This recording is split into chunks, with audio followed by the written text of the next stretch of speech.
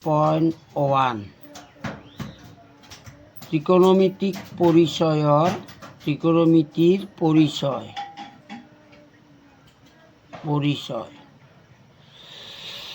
তাৰে আমি 2 নম্বৰ অংকটো কৰিব বিচাৰিছোঁ।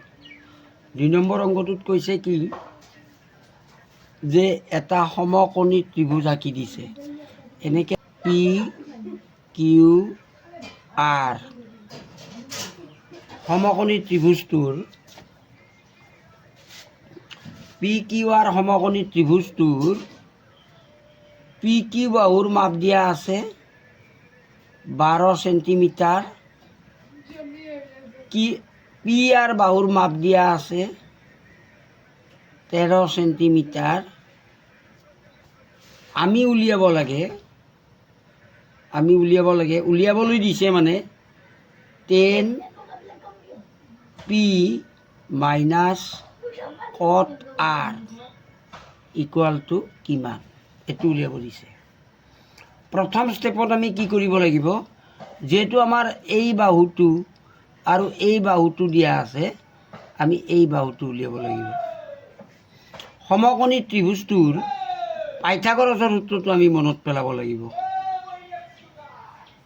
সমকোণী ত্ৰিভুজৰ পাইথাগোৰাছৰ সূত্ৰটো হ'ল এইটো, কৰ্ণৰ বৰ্গ, মনত পেলোৱা তোমালোকে, কৰ্ণৰ বৰ্গ সমান লম্বৰ বৰ্গ যোগ ভূমিৰ বৰ্গ, এইটো।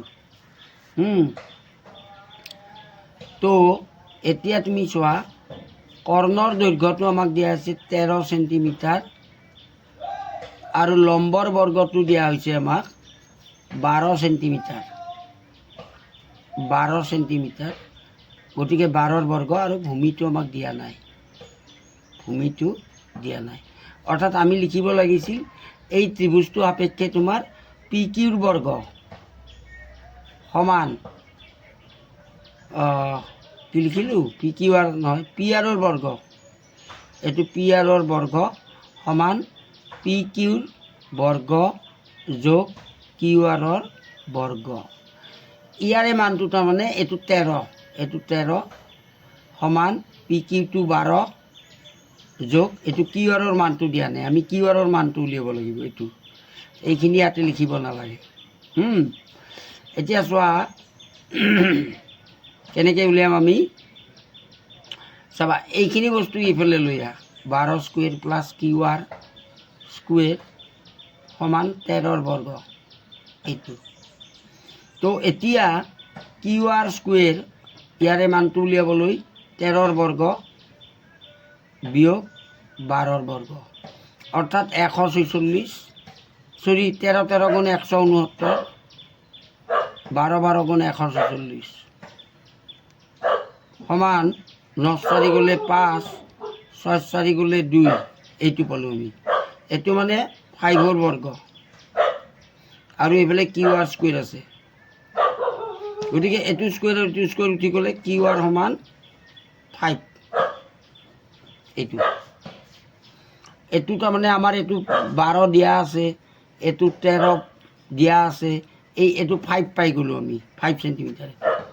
এতিয়া 10 পিৰ মান উলিয়াব লাগে আমি, 10 পি মানে এইটো কোণ সাপেক্ষে এইটো লম্ব, এইটো ভূমি, গতিকে লম্ব আৰু ভূমিৰ অনুপাত Q R minus P Q, এইটো।